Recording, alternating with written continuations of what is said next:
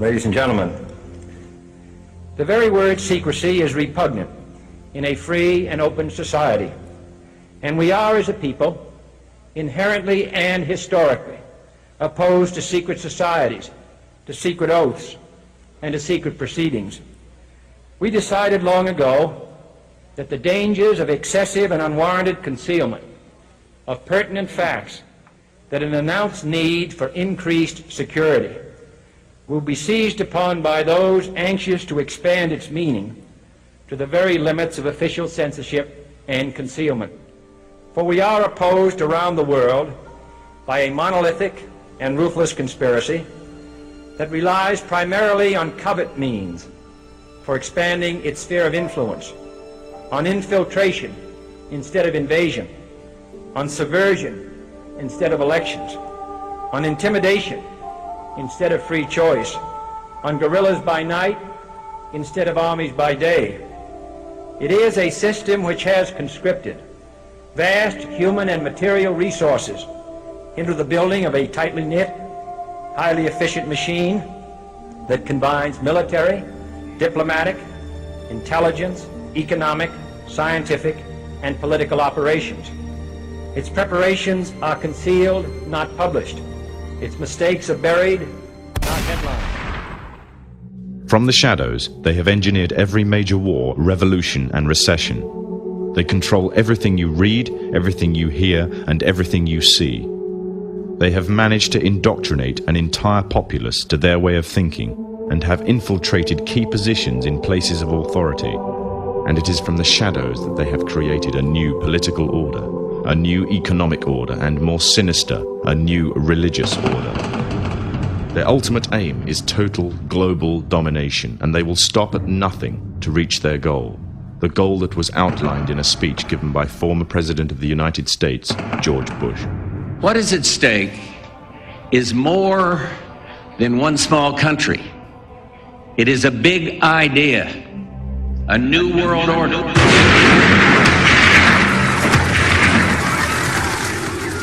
However, the origins of this global plan were not created in the offices of the White House. In reality, their roots lay in another war. This time, the year is 1095, and the place, Clermont, France.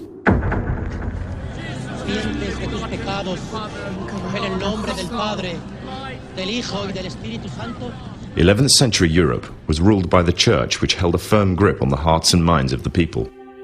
This power enabled Pope Urban II to wage war on the Muslim Caliphate and crusade in what he called a War of the Cross, to recapture the land of Jerusalem. It had been under Muslim rule since the year 637, but in 1099, this rule was brought to a bloody and sudden end. In the name of the cross, women were raped and murdered.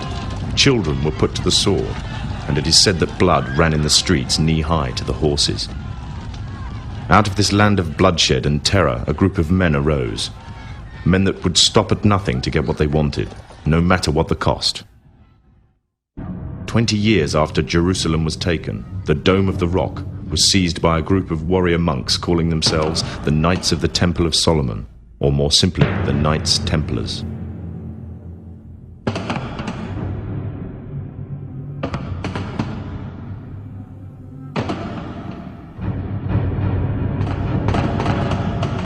In Jerusalem, the Templars began to deviate further and further away from the practice. They learnt the secret arts of the Kabbalah, an ancient form of Jewish magic, along with its dark rites and rituals.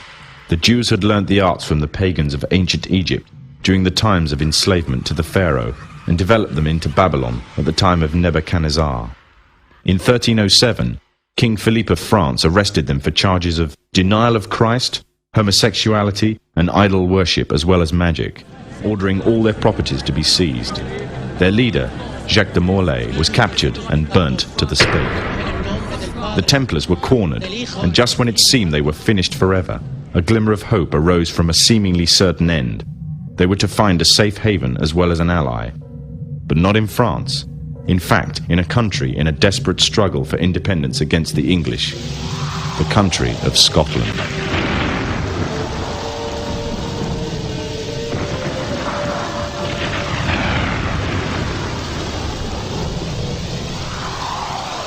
For some, Scotland's hope of independence had died with the death of William Wallace. However, to the King of Scotland, Robert the Bruce, the arrival of the Templars gave him a new secret weapon. Their experience, gained over 200 years of fighting the mighty armies of Islam, had made them expert in combat and warfare, and more than a match for any army brought before them. In 1314, the Templars, allied with Robert the Bruce and his army, took to the fields of Bannockburn in the long-awaited showdown with the English. Robert the Bruce's foresight paid off. The 25,000-strong English army suffered a humiliating defeat at the hands of only 6,500 men. The dream of an independent Scotland had finally been achieved. The Templars had brought themselves back from the brink of destruction, and never again would they allow themselves to be destroyed. This time they would control the country by controlling its kings, and in order to preserve their secret order, the Templars would have to die, or more precisely, the name would have to die. The Templars, who had escaped Europe, were finally laid to rest in Rosslyn Chapel, Scotland, which stands to this day as sign of their presence in Britain. Their descendants became the true power of Scotland. In 1603, the death of Queen Elizabeth I left England without an heir to the throne. By virtue of descent, King James V of Scotland became King of England. In doing so, Scotland and England joined to form a new kingdom, and the power that the Templars held over Scotland spread to give them a firm grip on the whole of Great Britain. For over 100 years, the Templars concealed their activities, fading into the background until they were little known and little remembered. However, they did not cease to keep a firm grip on Britain. All the time they were planning, regrouping, and infiltrating positions of power in all corners of the kingdom. In 1717, the Templars made their reappearance in Europe. They had grown in both number and strength, and were now ready to coin a new identity, free from their reputation of the past, and given credibility by none other than the monarchy and aristocracy of England. And the name they chose for themselves was a name that would be known by many, but understood by a few. This new name, the Freemasonry. The new identity and the grandeur of its members afforded the Masons with respect and dignity. The first royal member of the Freemasons was Frederick, Prince of Wales. The latest members include Prince Philip, the Duke of Edinburgh, and consort to the current Queen of England, Elizabeth II, who herself is a grand patron to the Masons. However, behind closed doors, the Freemasons were free to indulge in the secret rites and rituals handed down to them by their ancestors, and these became the basis of their levels of membership, called degrees. The Freemasons were not content with power in Britain alone. Their ambitions were far greater. In the years to come, the world would witness Europe and America being plagued by wars and revolutions, each more devastating than the other. However, these would not be as commonly believed, the spontaneous effects of a downtrodden people, but in fact schemes created by the exclusive few driven by hunger for absolute power. All this would take place from the very country from which they had fled centuries earlier. Isn't it interesting how all the secret societies and clubs, occult clubs, are in the same, roughly the same area in Washington, D.C.?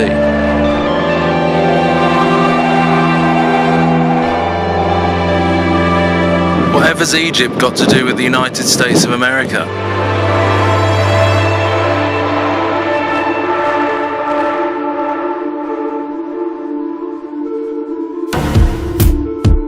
Well, as my time in America was drawing to a close, I decided to head into Washington, D.C., into one of the most renowned parts for Illuminati operations. There's quite a lot going on around here, you know.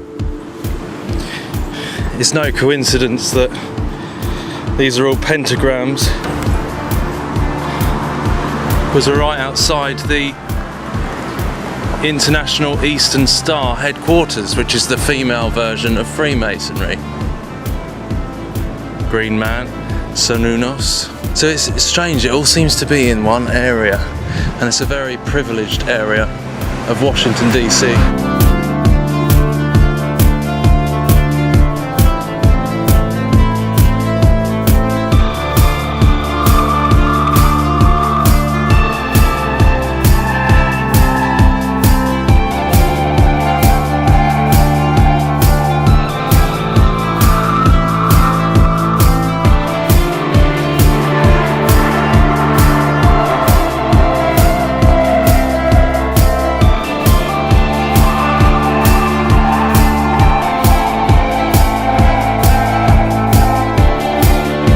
Freemasonic symbolism that surrounds Washington, D.C. is absolutely undeniable. But today I was hoping to get a peek into a very specific place that lies right in the very heart of the capital city. Well, there's your link to ancient Egypt. These are the secret societies, my friends.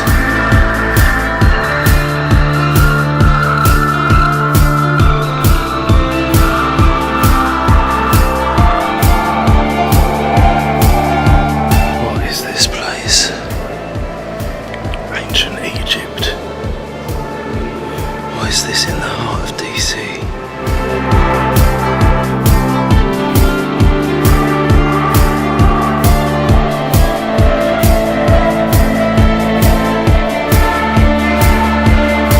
And I was absolutely astounded to see that practically everything that we expose here on RSE had its place on the bookshelf of this Freemasonic library.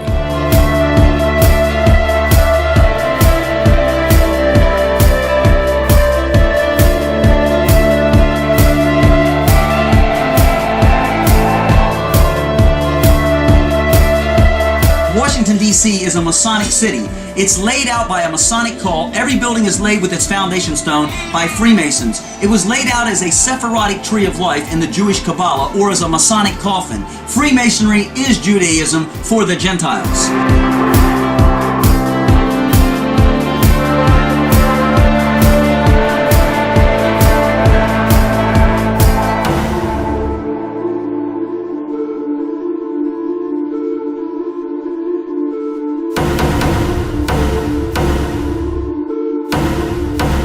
This painting is of George Washington laying the cornerstone to our Capitol.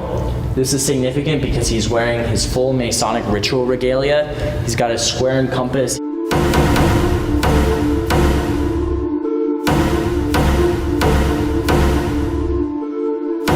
And then, as I walked into the main temple of this Scottish Rite building in Washington, D.C., right there before me was the black cube of Saturn, the Roman god of time worship. And the Hebrew writing in the middle says, God said, let there be light, and there was light.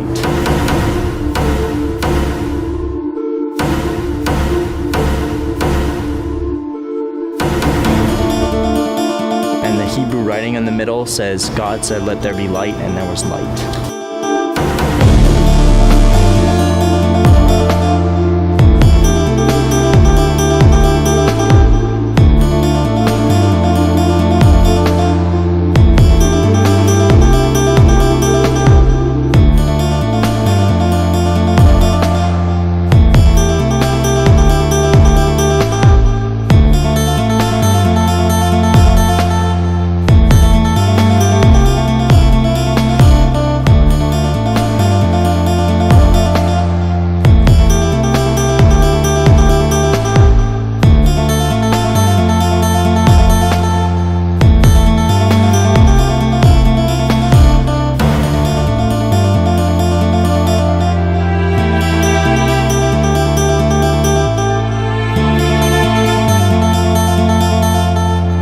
And I soon realized that this building is the Masonic Mecca of America. Masonic Mecca of America.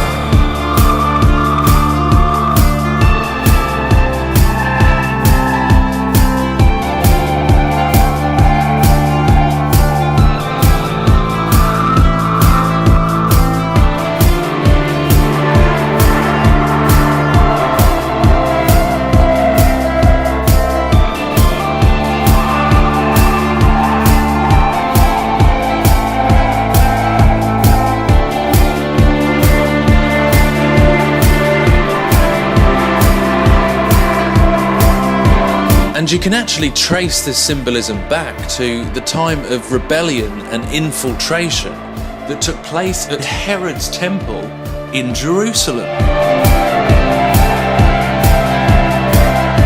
Freemasonry is Judaism for the Gentiles. So when you see the abomination of desolation spoken of by the prophet Daniel standing in the holy place, let the reader understand.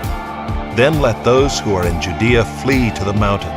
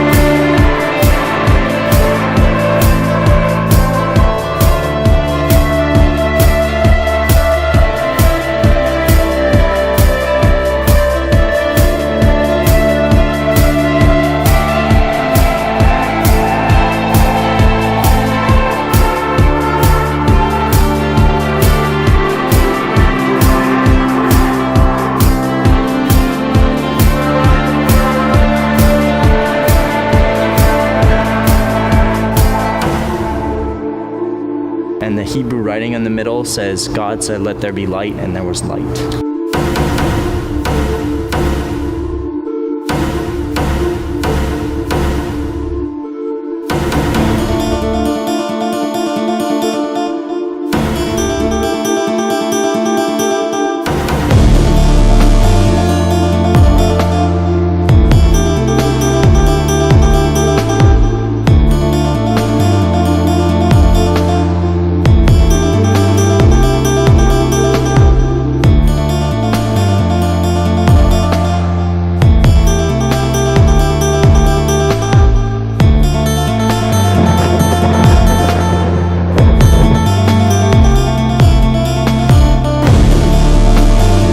Serpents, you brood of vipers, how are you to escape being sentenced to hell, to hell, to hell?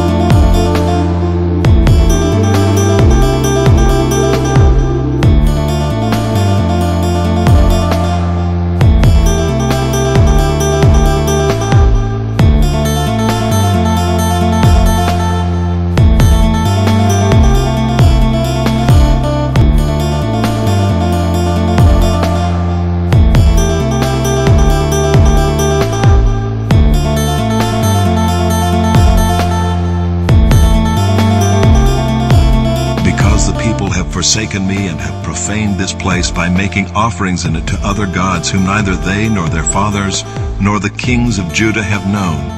And because they have filled this place with the blood of innocents, and have built the high places of Baal to burn their sons in the fire as burnt offerings to Baal, which I did not command or decree, nor did it come into my mind.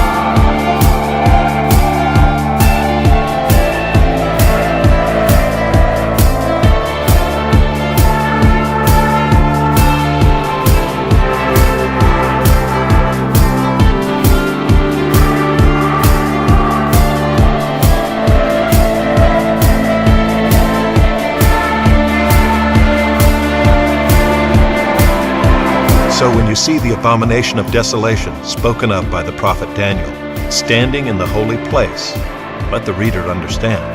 Then let those who are in Judea flee to the mountains.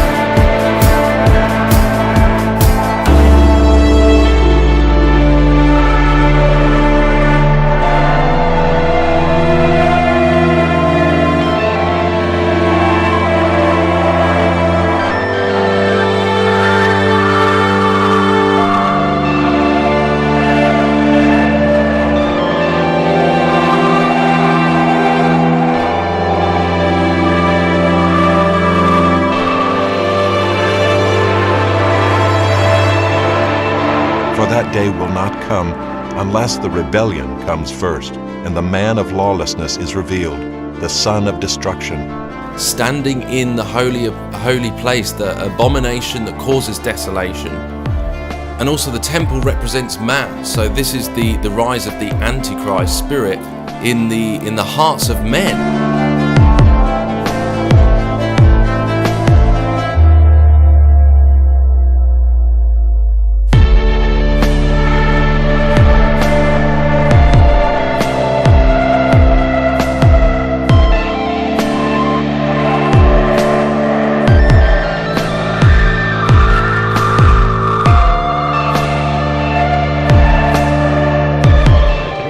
Were fascinated with that mystical aspect of Judaism called Kabbalah. Kabbalah was the Jewish form of ancient Gnosticism, a belief that God is unconscious yet everywhere, revealed in different levels of refinement throughout the universe. Raziel is one of a pantheon of so-called fallen angels who serve the light-bringer Lucifer. The Kabbalah describes the many angels and demons who inhabit the spiritual realm. The Kabbalah gives Kabbalists a roadmap called the Tree of Life, which explains how to invoke and communicate with these powerful spirits. The magical information in the Kabbalah originates from Babylon and ancient Egypt at the time of the pharaohs, but did not reach Europe in printed form until the 11th and 12th century. The foundations were laid for a new order in the world. Kabbalists such as Adam Weishaupt helped establish the ultra-secret Illuminati, which became a cover... 6. Adam Weishaupt, though it was influenced by the Illuminist trends of the time, the name of the order was inspired by the Spanish Alumbrados and the French Illuminés. Satan's plan is no people here, maybe just a few, and a one-world government. The Bible says perilous times shall come.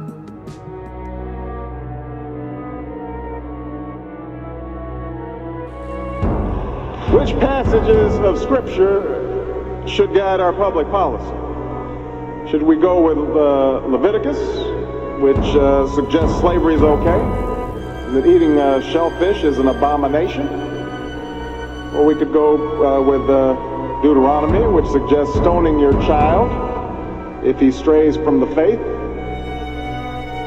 Or should we just stick to the Sermon on the Mount, a passage that is so radical that it's doubtful that our own Defense Department would survive its application? The world elite are tirelessly working to allow the formation of a one-world currency, massive depopulation, a one-world religion, and of course, a one-world government. With the speed at which things are changing and evolving, never in human history has this plan been more attainable than today. A serpent came and tempted Eve to eat from the tree of knowledge of good and evil. This is where it all begins. Prior to this point, mankind was not susceptible to death, but Satan had other plans. The first lie ever recorded in human history comes from the mouth of Satan himself.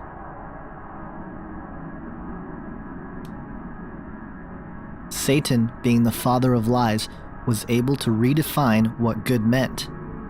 Upholding to the traits of a great deception, Satan's lie contained some truth, but to understand how this lie has permeated throughout history and is being used to create the New World Order, we must break down this passage. Satan knew that when they ate of the fruit of this tree, that mankind would be subject to death. This lie is the foundation for New Age ideas like reincarnation. It is the idea that even though we may physically die, there is no heaven or hell, but instead we return with another opportunity to attain enlightenment. It is also the one lie that many of the world elite believe today, which is that through the use of intellect, technology, and science, man will achieve immortality. This will become more obvious as we look into the sacred promise or ancient hope held close to those who are at work for the New World Order. Satan was implying here that secret knowledge and wisdom will be available to them. This is the main proponent behind the nature of secrecy which all secret societies possess. It is the idea that unattainable information will be partitioned to those who submit to the request of the one who holds the knowledge. It also plays on the hope promoted by the New Age movement, which claims that we are all spiritually evolving into a higher consciousness, and that if one would only tap into this universal energy force, they would realize that they are God. The New World Order and its components, secret societies, New Age movement, transhumanist movement, and even the alien agenda in many ways is predicated on this one lie. The idea that man would become God is the elusive carrot on a stick that has been behind many, if not all, of man's attempts to acquire power, authority, and dominion over the masses while conquering death and nature in the process. Furthermore, we can trace ideas like pantheism and the concept that God is a force, or that everything within the universe is God and thus we are God, back to this lie. It is the ultimate deception because it plays on human pride. It is the driving force behind ideas such as morality is relative and karma. It is the denial of evil and accountability to sin. This is the core of the Luciferian doctrine. It is the blueprint to what the select group of men have been working on for centuries. Exclusive knowledge to achieve immortality and become gods, all without the help of the Creator God, but by our own use of intellect. As we will come to see, this idea, which goes by many names like the Sacred Promise and an Ancient Hope, has been sought after by men for centuries. Here's the way they look at it. Here's their metaphor for the end of innocence. Adam and Eve were held prisoner in the Garden of Eden by an unjust, cruel, and vindictive God.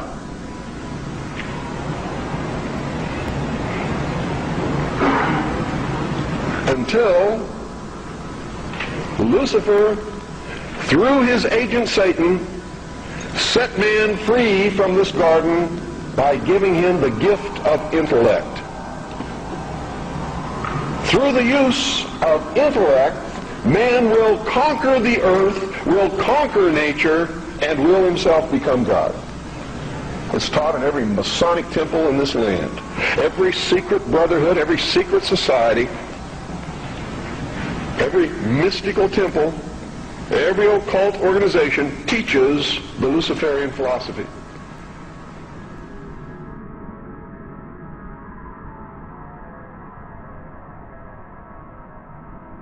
When our founders declared a new order of the ages, they were acting on an ancient hope that is meant to be fulfilled. The ancient hope, of which Bush refers to in his second inauguration speech, demonstrates that Bush, or at the very least the authors of his speech, are well aware of the plan initiated by an ancient occult hierarchy, now operating as secret societies to forge a world empire. The promise to those who help build this empire is that they will attain godhood themselves and become a part of a family of perfected human beings. Manly P. Hall, a 33-degree Freemason, an occultist and regarded as one of the greatest authorities on the topic of secret societies and Freemasonry in particular, reveals in his book, The Secret Destiny of America, quote, "In this way, the old dream of the philosophic empire descended from the ancient world to modern time. Secret societies still exist, and regardless of the intemperance of the times, they will continue to flourish until the quest is complete.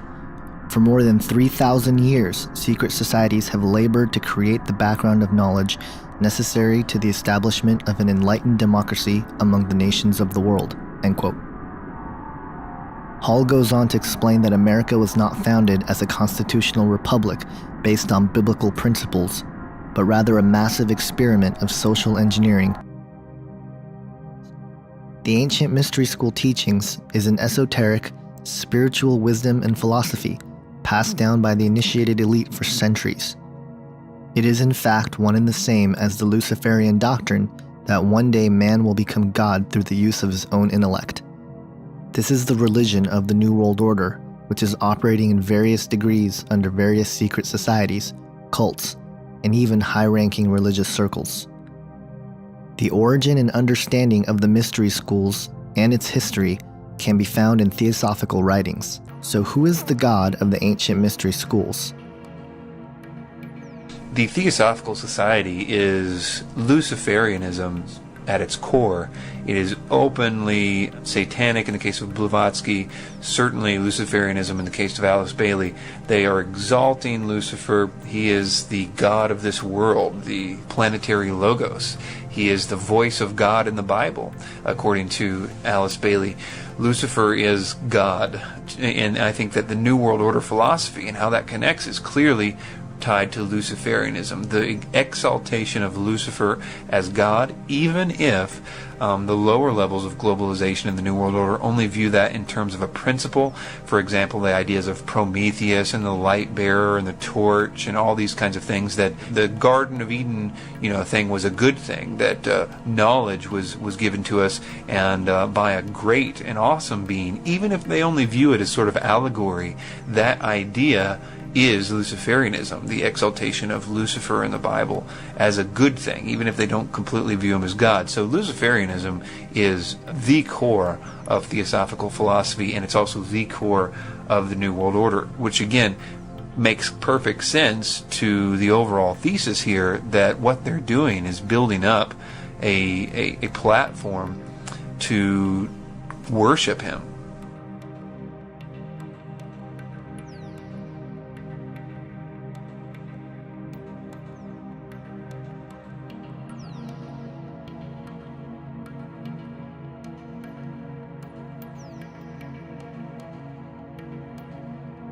So you have very high-ranking guys saying that they're worshiping Lucifer.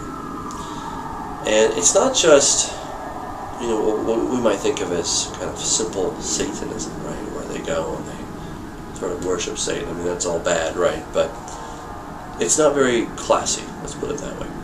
Whereas these other guys, the Masons, they've had this secret society for a very long time. They're very focused, they're well-to-do, they've got a purpose, and they're very patient. They've been working on this for a long time. And of course, everybody at the lower levels doesn't really know what's going on. Right. It's only when you get to the 33rd levels do you begin to understand what's going on. And even then, I think even if you get to the 33rd level, you're still somewhat deceived because you think Satan is actually the good guy. Right. So even the guys that know everything, so to speak, are still in the dark because Satan hasn't told them his true intentions, which is he doesn't care for anybody except himself. Many have been blind victims helping continue the cycle of secrecy and deception while believing that they too were going to gain access to this knowledge. I'm pure and virtuous and wholesome and innocent. How can you say anything about me? Sir, you need to be born again. I am born again. Now, did you just say that you were Lucifer? I am Lucifer. Okay, define Lucifer for me. Pure, virtuous, wholesome, innocent individual that's out to help people. Lucifer is? Yeah. Say that again. Lucifer is a pure, holy... Virtuous. Virtuous. Now, is he the Lucifer that God created?